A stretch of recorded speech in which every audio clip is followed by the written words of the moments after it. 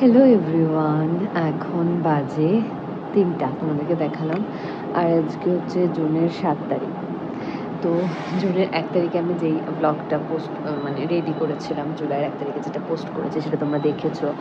এবং ওখানে আমি বললাম যে আমি রেগুলার ভিডিও করব, পরে পোস্ট করব, একটু হচ্ছে প্রোডাক্টিভভাবে ডেগুলো কাটাবো। তো শুরুটা হয়েছিল ডে 3 অবধি ঠিকঠাক ছিল, আমি টু ডু লিস্ট বানিয়ে করেছি, যাই হোক। এরপর ডে 4 থেকে আজকে 3 দিন, মানে 4, 5, 6, 3 দিন হচ্ছে 4, 5, 6, 3 দিন আমি ভ্লগ করিনি কোনো। আর হচ্ছে আজকে করছি, তার কারণ মাঝে ওই 4 তারিখ ছিল প্রমির অপারেশন। ওর হচ্ছে নাকের পলি প্লাস টনসিল দুটোই অপারেট করেছে। আর তারপর আমার জ্বর ছিল 2 দিন। তো যতবারই মানে ভেবেছি ব্লগিং শুরু করি, ফোনের ক্যামেরাটা অন করি, তারপরে আর কোনোভাবে হয় শরীর দেয়নি, না হয় আর করতে ইচ্ছে করেনি, তো করাই হয়নি। আজকেও সকাল থেকে ভাবছি, আজকেও। তারপরে এখন আমি দুপুরে খেলাম, খেয়ে উঠে ভাবলাম যে আজকে একটু রেকর্ড করি। এখন মামাম অনেকটা সময় ঘুমিয়েছে, ঘুমোচ্ছে, উঠে যাবে হয়তো একটু বাদে, উঠে যাবে, উঠে ওকে খাওয়াবো। দুপুরে খায়নি, ওই শরীর খারাপ হওয়ার কারণে ওনা খেতে চাচ্ছে না, একদম আর খেতে চাচ্ছে না। আর হয়ে গেছে কি, ওর দাঁত উঠছে, দাঁত উঠার কারণেও শরীরটা মনে খারাপ করছে। প্লাস ও খুব ঘ্যান ঘ্যান ঘ্যান ঘ্যান করছে, মানে আমাকে ছাড়ছে না এরকম। এবার আজকে করছি কারণ কালকে থেকে আবার আমি রেকর্ড করতে পারবো কিনা এই অর্থে আজ মনে হয় প্রায় 2 মাস, 2.5 মাস, 2.5 মাস হয়নি, মানে 2 মাস পর আমি হচ্ছে কালকে যাবো ওই বাড়ি। একটা কথা হচ্ছে, মানে যেখানে আমি গত 2 বছরে সবচেয়ে বেশি কথাটা শুনেছি হচ্ছে আমি সংসার করি, এই কথাটা আমি সব থেকে বেশি শুনেছি। এবার আমি বলি একটা কথা, যে মানে এই কথাটা শুনতে শুনতে আমার এমন হয়ে গেছে যে আমি পারিনি, মানে নিজেকে খুব লো ফিল হয়, গিল্ট ফিল হয় যে আমি পারিনি, কত মানুষ তো করছে, আমি পারছি না, আমি পারিনি। মানে এই ব্যাপারটা আমাকে লিটারেলি খেয়ে ফেলে। এবার তারপরে আমি ঠিক করলাম, না পারিনি তো কি হয়েছে, সবাই যদি সবই পারে তাহলে না পারবে কে? এবার একটা কথা, যে আমি যদি যেমন আমি আমি ওই যে আমার মামামের বার্থডে ব্লগটাতে বলেছি, আমি ফার্স্ট প্রায়োরিটি বা প্রথম হিসেবে মামামকে বেছে নিয়েছি। এখন অনেক রেসপন্স, বিয়ে হচ্ছে, মানে আমরা বিয়ের আগে ভাবে বিয়ে করব বিয়ে করব বিয়ে করব, বিয়ে হয়ে গেলে না এত দায়িত্ব মাথার উপর চলে আসে। আবার তার মধ্যে তুমি যদি ইমিডিয়েট প্রেগনেন্ট হয়ে যাও, কনসিভ করে ফেলো, তাহলে তোমার একদম মাথার উপর আকাশ ভেঙে পড়বে। একটা সেদিন, আজকে থেকে 2 দিন আগে মেবি, বা কালকে কি তার আগের দিন এরকম, হচ্ছে একটা ফেসবুক স্ক্রল করতে করতে একটা পোস্ট আসলো সামনে। আমার এক স্কুল ফ্রেন্ড, সে খুব হয়তো মধ্যে কষ্ট নিয়ে একটা স্ট্যাটাস এরকম টাইপ দিয়েছে যে মানে সে মা হতে পারছে না। তো সে নিজেকে বন্ধা বলে দাবি মানে বলেছে যে আমি প্রকাশ করলাম, এরকম লিখেছে। অনেকজন কমেন্ট করেছে যে যা, ঈশ্বর নিশ্চয়ই কিছু ভালো রেখেছে, হবে। এদিকে আমি ইদানিং আমার মাথার মধ্যে এটা ঘুরে যে আমি নিজেই ঈশ্বরকে বলি, ঈশ্বর আমি তো নিজেই নিজেকে সামলাইতে পারি না। এমন একটা মানুষকে তুমি একটা সন্তান দিছো যে ঠিকমতো মায়ের দায়িত্বটাও হয়তো পালন করতে পারতেছে না। কারণ আসলে এত মাথার উপর যে বলতে, মানে মাথার মধ্যে ঢুকে গেছে যে সংসার করতে পারে না, সংসার করে না, শ্বশুর বাড়িতে থাকে না, ব্লা ব্লা ব্লা। একটা ছেলেকে কোনোদিন কোনো মানুষ বলে না যে তুমি কেন হচ্ছে নিজের বাড়ি ছাড়ে আরেক বাড়িতে যায় 2 দিন থাকো, 5 দিন থাকো, 10 দিন থাকো, দেখো, মানে এনভায়রনমেন্টটা, নিজের কমফোর্ট জোন ছাড়ো। কখনো ছেলেকে কিন্তু বলা হয় না। কিন্তু একটা মেয়ে তার নিজের বাড়ি ছাড়ে যায়, প্লাস হচ্ছে 10টা কথা শুনে, এবং তারপরেও তাকে মানায় নিতে হয়। আবার মানে এটা নিয়ম আর কি, সমাজ। এটা আসলে কারো দোষ দিচ্ছি না আমি এখানে, মানে প্রথাগত একটা ব্যাপার থাকে না, যে নিয়ম চলে আসছে, এভাবেই বয়ে যাচ্ছে, এভাবেই তোমাকে মানায় নিতে হবে। তোমার ওপিনিয়ন তুমি দিতে গেলেই ওখানেই প্রবলেমটা ক্রিয়েট হয়। তো এটাই, তখন আমি ভাবি যে আমি তো নিজেই আসলে নিজেকে সামলাইতে পারি, মানে এখনো পারে উঠিনি। তারপর একটা বাচ্চাকে, তাকে আমি কখনো, মানে আমি চেষ্টা করি যে ওকে আমি না বকতে হয়, বা ওকে আমি উপর চিৎকার না করি, কিন্তু দেখা যায় যে আমি পারলাম না, আমাকে এরকম চিৎকার করে উঠতে হলো, কারণ আমি পারতেছি না, কারণ আমার ব্রেনে যে বললাম না যে তুমি করোনি, করতে পারলা না, কিছুই করোনি, লাইক এই কথাগুলো আমার মাথার মধ্যে ঢোকার ফলে আমার মাথাটা একদম পুরা জ্যাম হয়ে আছে। যখন আমরা কেউ একটা ছোট কাজ করলাম, আমরা যখন অ্যাপ্রিসিয়েট করি, আমরা যখন প্রশংসা করি, আমরা যখন বলি আরে তুমি পারবা, তুমি করছো, মানে দেখবেন যে খুব ভাল লাগে। মানে আপনাকেও যখন বলা হবে দেখবেন আরে খুবই ভালো লাগবে, তখন আপনার ইচ্ছা হবে কিছু করার। কিন্তু যখন আপনি শুনবেন যে আপনি কিছুই করেননি, কিছুই পারেন না, করতেছেন না, দিনের পর দিন এই কথাগুলো আপনার ব্রেনে চলতে থাকে, তখন দেখবেন যে আলটিমেটলি আপনি কিছুই করতে পারবেন না। এই যে মামা, হ্যাঁ বাবা, কি আসো আসো। লাস্ট যে ভিডিও ক্লিপটা আমি শেষ করলাম, লাস্ট যে ভিডিও ক্লিপটা তোমাদের সাথে শেয়ার করেছিলাম, সেখানে আমি যে মামা উঠে গেল, মামা উঠে যাওয়ার পরে আমি ভাবলাম, আবার ও খেয়ে ঘুমিয়ে গেছিলো, ঘুমিয়ে যাওয়ার পরে আমিও ঘুমিয়ে গেছিলাম, কারণ আমার কালকে আমি মাইগ্রেনের ওষুধ খেয়েছি, যার কারণে প্রচণ্ড ঘুম পাচ্ছে। আমি মানে মাম্মাম হওয়ার পর থেকে না আমি এই জাতীয় ওষুধ কম খাই, যেটা খেলে ঘুম হয়, রিল্যাক্স ফিল হওয়া উচিত, মানে একটু ভালো লাগবে, বাট ঘুম হয় এই জাতীয় ওষুধ কম খাই। মাইগ্রেন ওষুধ খেলে ঘুম হয়, মাইগ্রেন আছে। এবার ঘুম হলে দেখা যায় যে ঘুম পাচ্ছে প্রচণ্ড, আবার ও ঘুমালে দেখা যাচ্ছে এপাশে ওপাশে চলে যাচ্ছে, মানে অত রিল্যাক্সভাবে ঘুমানোটা হয়ে ওঠে না। বাট যখন খুব বেশি হয় তখন তো ওষুধ খেতেই হয়, তখন তো খাই, যে কালকে যেমন খেয়েছিলাম, যার কারণে আজকে খুব ঘুম পাচ্ছিলো। ঘুম থেকে উঠলাম, অনেকক্ষণে উঠেছি, ওঠার পরে হচ্ছে মামাকে খাওয়ালাম। মামাকে খাওয়ালাম বলতে কি, ওকে খাওয়াতে নিয়ে ও খাবে না আমার কাছে, ও প্রমির কাছে আজকে খাবে। তারপর প্রমির কাছে, প্রমি একটু খাইয়ে দিল। তো খাওয়ানোর পরে এখন ওই এত গরম পড়েছে না, ওর তো এখনও পটি ট্রেন পুরোপুরি হয়নি। তারপর ট্রাই করি, মানে বলতে পারে, সিঁড়ি চাপলে বলতে পারে, কিন্তু ওই এখনও পটিতে গিয়ে বসে, এই সমস্ত কিছু এখনও সে শিখে ওঠেনি। তো আস্তে আস্তে হবে। আর এত গরমের কারণে না ডাইপার সবসময় পরিয়ে রাখি, ডাইপার পরলে কোনো আমারই সুবিধা, কারণ দেখা যাচ্ছে একটু পরপর শি করতেছে এখানে ওখানে, সেটা আমাকে ক্লিন করতে হয়, পটি করলে সেটা আমাকে ক্লিন করতে হয়। আমার একটা অভ্যাস আছে যে হচ্ছে এই পটি করলে এগুলো ক্লিন করলে আমার কাপড় না ছেড়ে আমার ভালো লাগে না। হ্যাঁ, কিছু আজকের ভিডিওতে তোমরা আজকের ভিডিওতে বা এই থ্রু এই যে পুরো 1 মাসে যেই ব্লগগুলো শেয়ার করবো, তোমরা অনেক কিছু জানতে পারবা যেগুলো আমি কোনোদিনই হয়তো বলিনি। হার্ট টু হার্ট কথাবার্তা। হ্যাঁ, তো এবার হচ্ছে লাস্ট টাইম যে কথাটা কি যেন বলছিলাম, মনে পড়ছে যে কালকে তুমি যাচ্ছ ওই বাড়িতে, এখন আমি এখানে কাপড় চোপড় গোছাচ্ছি। আমাকে যদি বলা হয় মানে এখন পর্যন্ত আর কি, এখন পর্যন্ত আগামী দিনেও, মানে তোমার কোন বাড়িটা ফেভারিট, ঠিক আছে, অবভিয়াসলি মানে একটা হয় কি মানুষের সংসার, মানে আমি জানি না সংসার মানে কার কাছে কি।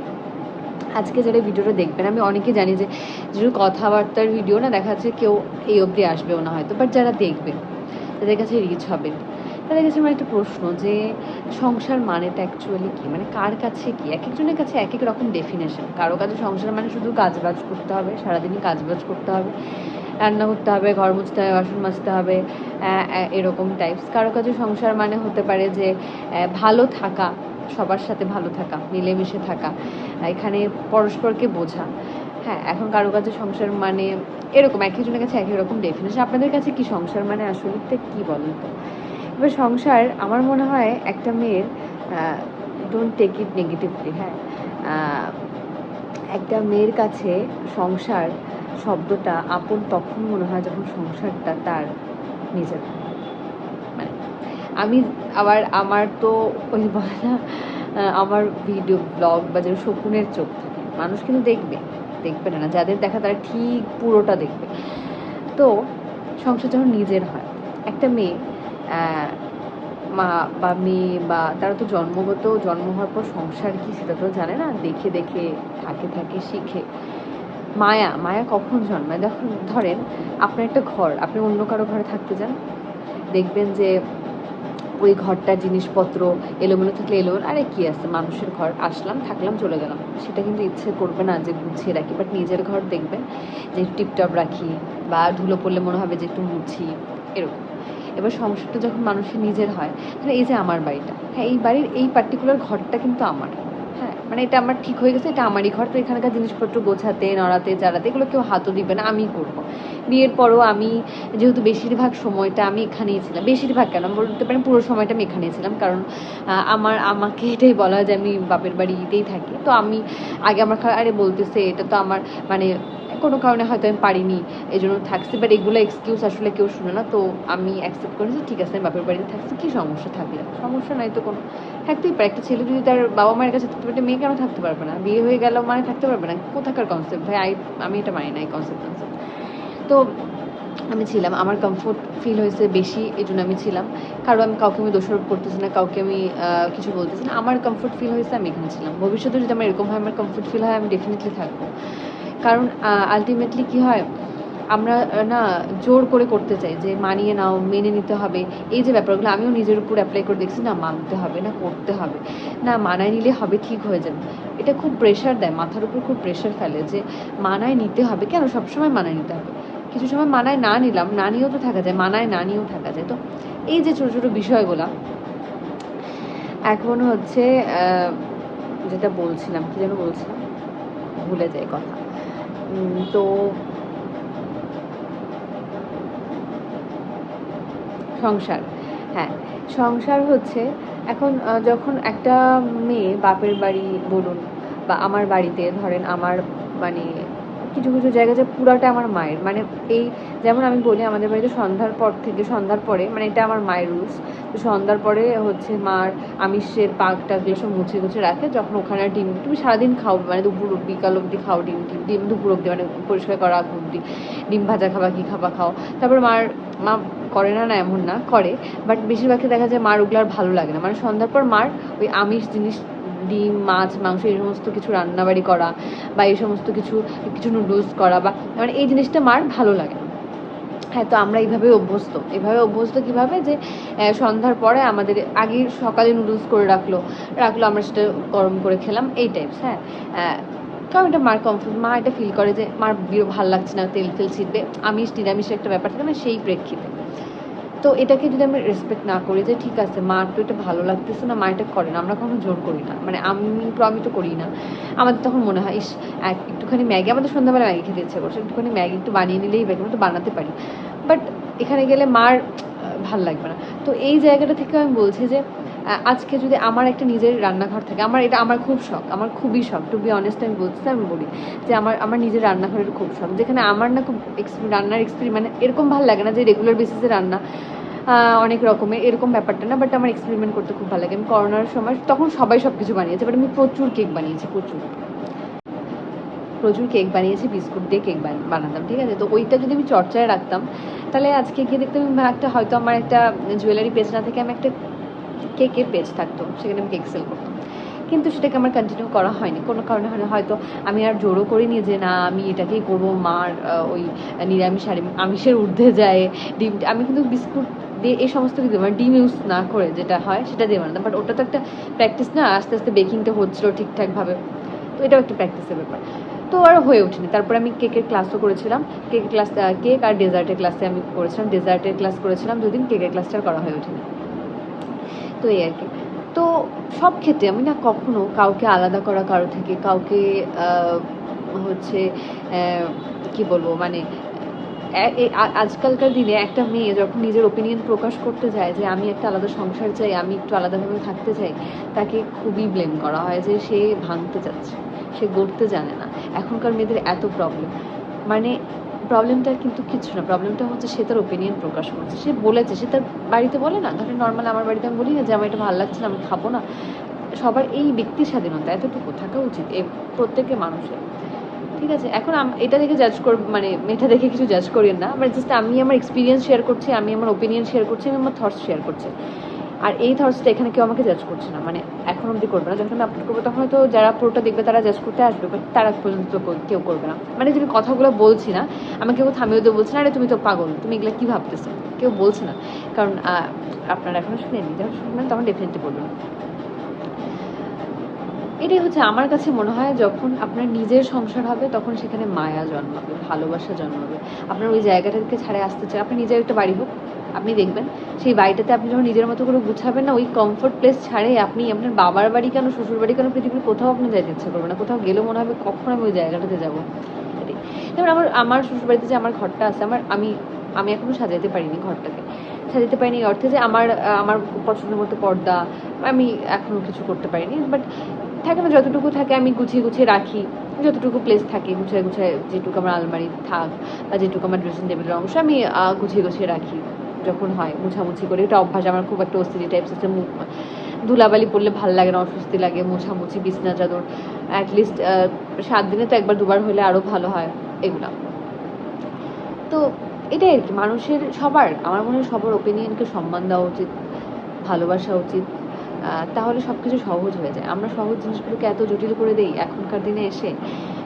খুবই আমি এখন দেখেছি ইদানিংয়ে অনেক ফ্যামিলিতে এই প্রবলেমটা খুবই ক্রিয়েট হয় যে একটা মানুষ বলছে, তার ওপিনিয়নটা তুমি না রিসিভ করো, কিন্তু অ্যাটলিস্ট শুনো। মানে শুনলে কিছু খারাপ হয়ে যায়, মানে সে খারাপ বলছে না, মানে আমরা আগে নেগেটিভ ভাবি না, আরে এ তো ভাঙতে চায়, এ তো গড়তে জানে না, মানে এই যে চিন্তা ভাবনাগুলো নেগেটিভ মাথার মধ্যে ঢোকানো, মানে আসলে এটা মানুষের দোষ দিব না, এটা আমাদের সমাজের মানে চলে আসা যে দোষটা, সেটা মানে সমাজে আগে থেকে চলে আসতেছে এই প্রথা। এরকমভাবে, এরকম হলেই এটাই হচ্ছে মেয়েটার দোষ, এরকম হলে এটাই হচ্ছে ছেলেটার দোষ, বা এরকম হলে এটা হচ্ছে ফ্যামিলির দোষ। তো এই পার্টিকুলার বিষয়গুলো এবার আমাকে হচ্ছে আমার এই যে ব্যাগটা গোছাতে হবে। আমি দেখাচ্ছি, এটা হচ্ছে ব্যাগ। এটা মামার জন্য 3টা কম্বো ছিল, সেটা আমি অর্ডার করেছিলাম। এটার মধ্যে এখন আমার আর মামামের কাপড় চোপড় নিবো। এখানে মামাম চলে এসেছে, দেখাচ্ছি তোমাদেরকে। বাবান ওর না দাঁত হবে দেখে করছে। বাবান এই যে দেখুন, বাবা পড়ে যাবে তো, তুমি পড়ে যাবে না। এই দেখুন এখানে এসে বিড়ালের মতো বসে পড়লো। এই দেখুন আমার বাবা, এই দেখুন আমার সোনা পাখি। আমার এতে পাখি হয়, বুঝছেন আপনারা, আমার এতে পাখি হয়। পাখি তুমি কার সাথে এসছো? পাখি একা এসছো? ছি, মামির সাথে এসছো? প্রমিকেও বলে মাম্মি। হ্যাঁ, তো মামির সাথে এসছো বলছে, তাই না? মামান কার সাথে এসছো? মাম্মি, মাম্মির সাথে এসছো। আচ্ছা, তারপরে আমি আপনাকে দেখাই। অবস্থা খুবই খারাপ। এখানে আমি কাপড় চোপড় বের করেছি, টুকটাক গোছানো আছে, এখানে ইস্ত্রি করেছি, গোছাবো। এখানে মামা আমার একটা টি-শার্ট অগোছানো করে দিচ্ছে অলরেডি। প্রমির ফ্রেন্ড আসছে প্রমির সাথে দেখা করতে, তাই প্রমি বললো যে একটু চা করে দে। এইখানে হচ্ছে চা করছি ওর জন্য, দুধ চা করে দেবো। হ্যাঁ, আমি এটাও শুনেছি যে আমি তো সংসারই করিনি, সরি, মানে আমি চাই করে খাওয়াইনি কাউকে, বাট আমি চা করতে খুব ভালোবাসি, জানেন। আপনাদেরকে তো কত ভিডিওতে আমি দেখিয়েছি আমি চা করি।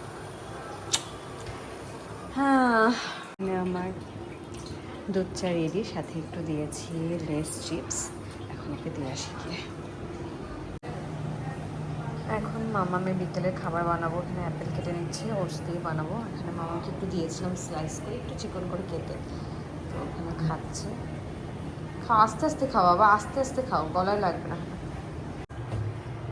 মামামের ওটসের অ্যাপেল আমি যেভাবে বানাই, প্রথমে আপেলটা এখানে সিদ্ধ বসিয়ে দিয়েছি। আপেলটা সিদ্ধ হয়ে গেলে এই জলের মধ্যেই আমার আধা জল হয়ে যায় যখন, তখন ওটসটা দিয়ে দিই। তারপর সেদ্ধ হয়ে যাবে যখন, তখন আমি ছাঁকনি দিয়ে ছেঁকে, মানে একদম সেলার টাইপ হয়ে যাবে। আমাদের বাড়িতে অনেকদিন পরে অনুষ্কা ব্যানার্জি আসছে। আমাকে আর দিস না, কয়টা খাবো আমি? অথই তো 8 মাস পর আসলো, আজকে আবার আমি ব্লগ করতেছি, যাই প্রমিকে দেখতে আসছে।